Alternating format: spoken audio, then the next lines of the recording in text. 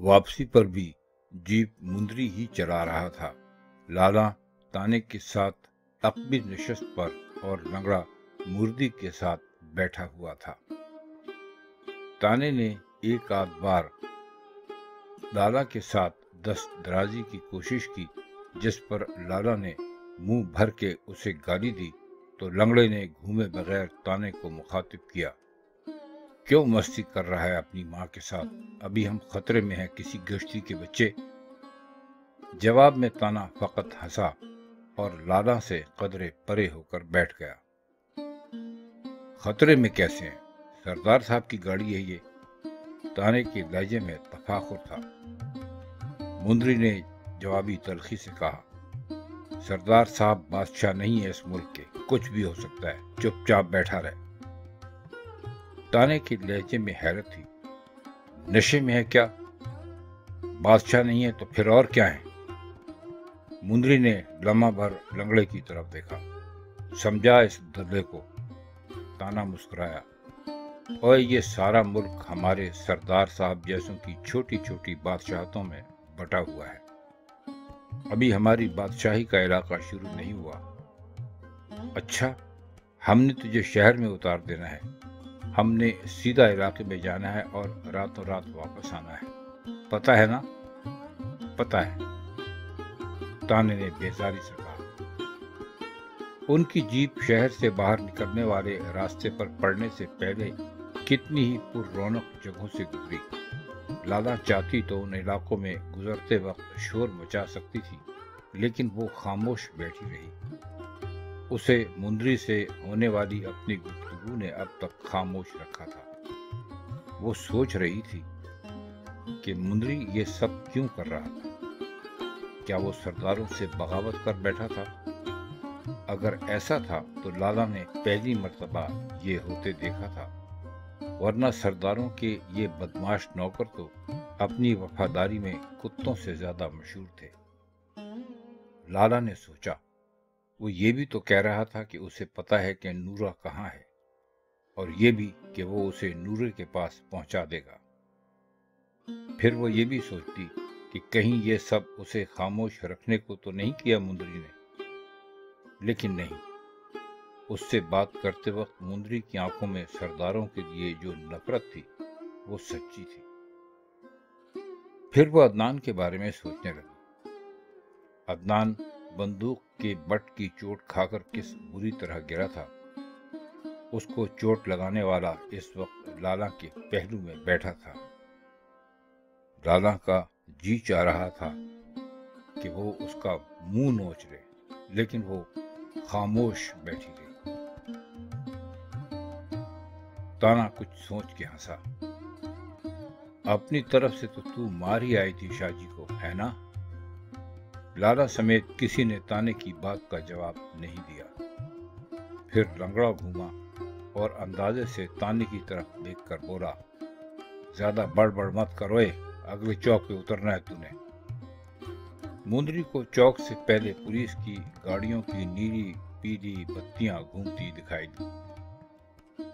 ये क्या रौला है ओए? इस बार भी ताना ही बोला। ओए, हर माँ के खसम के पास असला आ गया इस मुल्क में। किसी कुत्ती के बच्चे ने कोई कार्रवाई डाल दी हो। लंगड़े ने अपनी गोद में पड़ी बंदूक सीट के नीचे रखते हुए कहा। ताना हंसा। सच कहता है। ओए, मुझे तो समझ नहीं आता कि हर एक के पास असला आ किधर से गया है। मुंदरी का ख्याल था कि उनकी गाड़ी पर लगी परेड देखकर पुलिस वाले रुकावटें हटा लेंगे और शायद सलाम भी करें, जैसा कि उनके जाते हुए हुआ था। लेकिन इस बार ऐसा नहीं हुआ। रुकावट से पहले ही दो पुलिस वाले उनकी जीप के सामने दोनों हाथ फैलाए दिखाई दिए। ताने ने कदरे धीमी आवाज में कहा, लगता है कोई बड़ा रौला हो गया है। लंगड़े, बता इन्हें हम कौन है। लाला बेचैन हो गई। लंगड़े ने अपनी तरफ का शीशा नीचे किया और हंस के बोला, खैर हो संतरी बादशाह की, सरदार नोमान की गाड़ी है ये। पुलिस वाला टार्च गाड़ी में घुमाते हुए बदतमीजी से बोला, होगी, नीचे उतरो सब। फिर 8-10 पुलिस वालों ने जीप को घेर लिया। मुंद्री ने इंजन बंद कर दिया। पुलिस वाले ने लंगड़े को गिरबान से पकड़कर उतारा। ताने ने नीचे उतरते हुए अपनी जानिब बढ़ता पुलिस वाले का हाथ झटक कर कहा, ओए सुना नहीं तुमने ये किसकी गाड़ी है? जवाब में किसी ने ताने के मुंह पर थप्पड़ मारा। ताना चकरा गया। लाला सबसे आखिर में उतरी। वो खासी घबराई हुई थी। पुलिस वाले उनकी जीप के पीछे आने वाली गाड़ियों को हाथ के इशारे से गुजर जाने को कह रहे थे। फिर पिकअप वाला एक बावर्दी आदमी अंधेरे से निकल आया और लाला को देखकर मुस्कुराया। लाला नाम है तुम्हारा? उसने नरमी से पूछा। लाला ने अस्वात में सर हिलाया। मेरा नाम एसपी मुराद है। हमें तुम्हारे अगवा की इत्तला मिल गई थी। ताने ने कदरे बुलंद आवाज में कहा, हम किसी को अगवा नहीं कर रहे थे जी। लड़की अपनी मर्जी से हमारे साथ जा रही है। सरदार नुमान साईं की नौकरानी है, छुट्टी पर जा रही है। मुराद के कहने से पहले ही ताने के करीब खड़े सिपाही ने फिर एक थप्पड़ ताने के मुंह पर मारा। चुप कर किसी खंजीर के बच्चे। ठीक कहता है ये? मुराद ने लाला से पूछा। बकवास करता है जी। ये मुझे अगवा करके गांव ले जाना चाहते हैं जी। बड़े जालिम लोग हैं। लाला बोली। ने लाला को ज़ेरे लब गाली दी जिसे किसी ने नहीं सुना। लाला की समझ में नहीं आ रहा था कि वो मुंद्री के लिए कैसे कुछ करे। वो मुंद्री को इस तमाम किस्से से अलग रखना चाहती थी, लेकिन वो कुछ कर नहीं पा रही थी। मुराद ने अपने आदमियों को हिदायत दी, बैरियर हटा लो, इन्हें थाने ले जाओ, मैं आ रहा हूं। मुराद फौरन ही चला गया। फिर मुंद्री, ताने और लंगड़े को धक्के देकर पुलिस की गाड़ी में बिठाया गया। लाला को एक दूसरी गाड़ी में सवार किया गया और वो वहां से चल पड़े। थाने पहुंचने पर लाला ये देखकर हैरान रह गई कि अदनान पहले ही से थाने में बैठा हुआ था। वो उसे देखकर खड़ा हुआ और फीकी मुस्कुराहट के साथ बोला, फिक्र मत करो, सब ठीक हो जाएगा। अदनान के सर पर पट्टी बंधी हुई थी। सिपाही ताने वगैरह को धक्के देते न जाने किधर ले गए। एसपी मुराद मेरा दोस्त है। मैंने फोन करके सब मामलात उसके सुपुर्द किए थे। अदनान ने लाला को गौर से देखा। उन्होंने तुम्हारे साथ कोई बदतमीजी तो नहीं की? लाला ने नफी में सर हिलाया। इस कमरे में इस वक्त वो दोनों अकेले थे। लाला नहीं जानती थी कि ये थानेदार का कमरा है। फिर लाला ने झिझक कर कहा, अदनान बाबू, उनमें एक आदमी है मुंद्री। वो मेरी मदद करना चाहता था। फिर उसने अदनान को मुंद्री से होने वाली अपनी गुफ्तगू इख्तिसार के साथ सुनाई। अदनान ने नफी में सर हिलाया। मैं नहीं जानता कि हम उसकी कैसे मदद कर सकते हैं। उसी लम्हे एसपी मुराद थानेदार के साथ कमरे में आया। अदनान ने खड़े होकर हाथ मिलाया। वो कुछ कहना चाहता था, लेकिन इससे पहले मुराद मुस्कुरा कर बैठते हुए बोला, वो शहर के एक सियासी मगरमच्छ के आदमी है, लेकिन फिक्र मत करो। थानेदार खड़ा हुआ था क्योंकि उसकी कुर्सी पर मुराद बैठ चुका था। मुराद ने थानेदार से बगैर मुस्कुराए बात की, खान मोहम्मद, मुहर्रिर को बुलाओ और अभी पर्चा काटो फौरन। खान मोहम्मद एक लफ्ज कहे बगैर कमरे में चला गया। वो तीनों हवालात में थे। मुंद्री और लंगड़ा बहुत ही गंदे एक बिस्तर पर बैठे थे और ताना सलाखों के करीब खड़ा था। सलाखों से बाहर उनसे जरा फासले पर एक सिपाही खड़ा था। वो सारे माहौल से लाताल्लुक दिखाई दे रहा था। ताना चंद लम्हों तक टहला और फिर मुस्कुराकर सिपाही से बोला। उसने सिगरेट की डिबिया जेब से निकालकर एक सिगरेट पहले ही मुंतखब कर रखा था। माचिस मिलेगी संतरी बादशाह? सिपाही चौंका और फिर माचिस निकालकर सलाखों के करीब गया। ताने ने सिगरेट सुलगाया। माचिस सिपाही को वापस करते हुए कदरे धीमी आवाज में बोला, 2 मिनट का काम है, सिर्फ 2 मिनट का। एक फोन कर दो, 1000 का नोट देता हूँ। ताने ने जेब से 1000 का नोट निकालकर सिपाही के सामने लहराया। सिपाही ने होठों पर जबान फेरी और इधर उधर देखा, फिर नफी में बोला, बकवास बंद करो, क्यों केस कराता है मुझ पे? ताने ने फौरन ही एक दूसरा नोट निकाला, 2000। अब ज्यादा बकवास ना करो, एक नंबर देता हूँ, इस पे फोन करके बता दे कि हम कौन से थाने में हैं। सिपाही ने फिर इधर उधर देखा और एकदम ही नोट लेने को हाथ आगे बढ़ाया, लेकिन ताने ने हाथ वापस खींच लिया। ऐसे नहीं मेरी जान। फिर मुंदरी और रंगड़े के साथ सिपाही भी हैरान रह गया। ताने ने दोनों नोट बड़ी सफाई से दरमियान से 2 टुकड़े कर दिए। एक तरफ के टुकड़े सिपाही की तरफ बढ़ाए। फोन करके आ जा, हमारे बंदे पहुंच जाएंगे तो ये टुकड़े भी तेरे सत्ते कर दूंगा। अभी ये मेरे और तेरे दोनों के लिए बिल्कुल बेकार है। बोल क्या कहता है? सिपाही ने लम्हा भर सोचा और फटे हुए टुकड़े लेकर फौरन ही जेब में रख लिए। फिर वो इधर उधर देखकर बोला, नंबर बोल जल्दी से, थाने के सामने से फोन करना होगा। ताने ने मुस्कुराकर नंबर बताया। सिपाही फौरन ही चला गया। ताना घूमा और मुंदरी और लंगड़े से फखरी अंदाज में बोला, इन माँ के यारों पे सिक्योरिटी छोड़ी हुई है गवर्नमेंट ने। हरामी 2000 में बिक गया। फिर वह अपनी मखसूस हंसी के साथ बैठा और इत्मीनान से सिगरेट के कश लगाने लगा। सरदार नुमान को फोन कॉल मिलने के बाद थाने पहुंचने में फकत 10 मिनट लगे थे।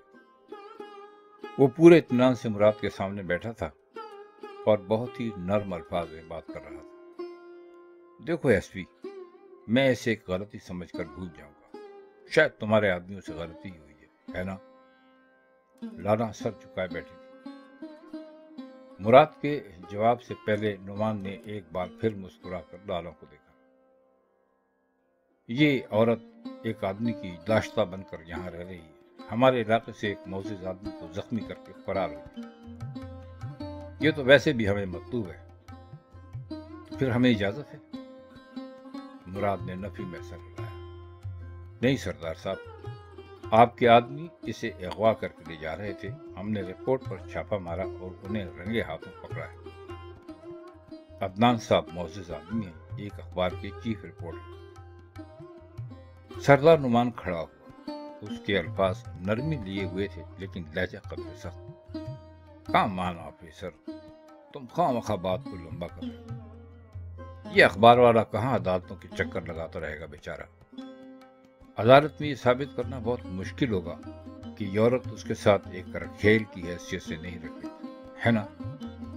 फिर हमारे अपने इलाके से एक नहीं 10 गवाहियां पेश करना कौन सा मुश्किल था? कामान, खत्म करो इस से। क्या फिर मैं कुछ और करूं? मुराद के कान शर्मिंदगी से सुर्ख हो। मसलन क्या करेंगे आप? उसने तल्खी से कहा। नुमान हंसा। मसलन मैं अभी तुम्हारे आईजी से फोन करवा सकता हूँ। मसलन मैं सुबह ही प्रेस कॉन्फ्रेंस कर सकता हूँ। असेंबली में करारदाद पेश करवा सकता हूँ कि तुमने मेरा इस्तेकाक मंजूर किया और तुम्हारा ट्रांसफर एक लंबी महकमाना कार्रवाई के बाद करवा भी सकता हूँ, है ना? मुराद वाज़ेह तौर पर परेशान दिखाई दे रहा था। इस बार वो बोला तो उसका लहजा कदरे नर्म था। लेकिन आप कार्य सरकार में मुदाखलत की मुर्तकिब हो रहे हैं सरदार साहब। सरदार नुमान हंसा और फिर नफी में यूं सिर हिलाने लगा जैसे मुराद को बेवकूफ समझ रहा। कामान ऑफिसर, हमारी पार्टी बरसर इक़्तिदार है आजकल, और इस तरह हम खुद ही सरकार भी होते हैं। हम भला अपने कामों में कैसे मदाखलत कर सकते हैं? तुम बात को लंबा कर रहे हो। कहाँ है मेरे आदमी? उसने खामखा इधर उधर देखा। मुराद ने थानेदार को देखा जिसके चेहरे पर बेबसी के तासुरात थे। मुराद ने असबात में सर हिलाया और लाला और अदनान के साथ लेकर बाहर निकलते हुए कहा, आप मुझे 5 मिनट देंगे? My pleasure. سردار نعمان نے کہا اور بیٹھ کر سگریٹ سلگانے لگا۔ وہ تینوں خالی کمرے میں کھڑے تھے۔ مراد نے وقت ضائع نہیں۔ دیکھو عدنان، ہم کچھ بھی کر رہے ہیں، ہمارا کیس کمزور ہے۔ یہ لڑکی تمہارے ساتھ تمہارے گھر میں کس حیثیت سے رہ رہی تھی میں نہیں جانتا، لیکن ان حالات میں تم پر یہ لوگ کسی بھی قسم کا پرچہ کروا سکتے ہیں، اغوا، آبروریزی، حبس بیجا۔ میرے خیال میں تمہیں ان مشکلات سے نکل جانا چاہیے۔ کیا کہتے ہو؟ عدنان نے لالا کو دیکھا جس کا چہرہ زرد تھا۔ دیکھو مراد، یہ ایک بے بس۔ مراد نے ہاتھ اٹھا کر عدنان کی بات کاٹی۔ یار تم ایک مدت سے کرائم رپورٹر رہے ہو، تم نے یہ تماشے نہیں دیکھے اس سے پہلے کبھی؟ عدنان شوشپنج میں تھا۔ تمہارے خیال میں ہمیں اس مظلوم لڑکی کو ان درندوں کے حوالے کر دینا چاہیے؟ اس نے قدرے بلند آواز میں۔ اور کوئی راستہ ہے تمہارے پاس؟ عدنان بولا۔ دیکھو، ہمارے گاؤں دیہات میں ایسے تماشے ہر روز ہوتے ہیں، تم سمجھنے کی کوشش کیوں نہیں کرتے کہ ملک کا نظام آئین اور دستور کے مطابق چلانے کی باتیں بکواس ہیں۔ یہاں جنگل کا قانون چلتا ہے، جنگل کا، جہاں ہر طاقتور چیز ہر کمزور چیز کو کھا جاتی ہے۔ تم دوست ہو میرے، میں کرتا ہوں سب قانون کے مطابق، لیکن خدا کی قسم کر کسی دعویٰ میں آ کر یہ لڑکی اگر عدالت میں تمہارے خلاف بیان نہ دے تو میرا نام بدل دینا۔ میں ایسا نہیں کروں گی جی، لالا بولی۔ اللہ رسول کی قسم، سائیں سدھ شاہ کی زیارت کی قسم جی، لالا نے خلوص سے قسم کھائی۔ مجھے ان کے ساتھ نہ بھیجیں جی، بڑا برا کریں گے وہ میرے ساتھ۔ وہ تمہیں مار نہیں دیں گے گاؤں لے جا کر، میں ضمانت دوں گا اس بات کی۔ ہاں، تمہارا باپ جہاں کہتا ہے تمہیں وہاں شادی کرنی ہوگی، مراد بولا۔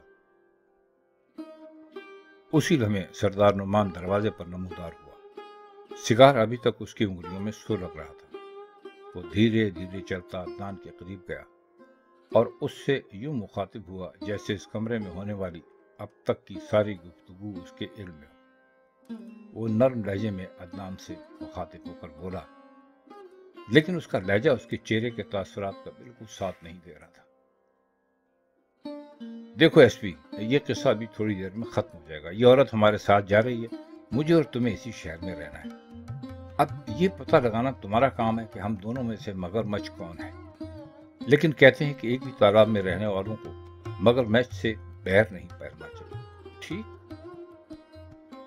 وہ مسکرا کر مراد کی طرف گھوما۔ ہمیں اجازت ہے ایس پی؟ اس نے مراد کے جواب کا انتظار نہیں کیا۔ وہ کمرے سے نکلا تو مراد اس کے پیچھے نکل گیا۔ اب کمرے میں لالا اور عدنان اکیلے تھے۔ لالا تیزی سے عدنان کی طرف گئی، اس کے قدموں میں گری اور اس کی پتلون کا پائچہ پکڑ کر روتے ہوئے بولی، مجھے بچا لو عدنان باؤ، بچا لو، یہ مار دیں گے مجھے، عدنان باؤ مار دیں گے۔ اسی وقت مندری تانا اور لنگڑا دروازے کے سامنے سے گزرے۔ مندری واپس پلٹا۔ مندری نے ایک نظر دروازے کی طرف دیکھا اور تیز سرگوشی والے انداز میں کہا، پرواہ مت کر، میں تجھے نورے کے پاس لے جا رہا ہوں، چپ چاپ میرے ساتھ چل۔ عدنان یوں کھڑا رہ گیا جیسے کچھ بھی نہ سمجھ پایا۔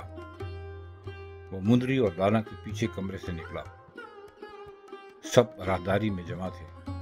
تانا اسے دیکھ کر مسکرایا اور پھر اس نے بے تکلف سے ایک کونے میں تھوکا۔ سردار نعمان آگے، مندری، لالا، لنگڑا اور تانا اس کے پیچھے تیزی سے نکل گئے۔ لالا نے ایک نظر گھوم کر عدنان کو دیکھا اور اندھیرے کا حصہ بن گئی۔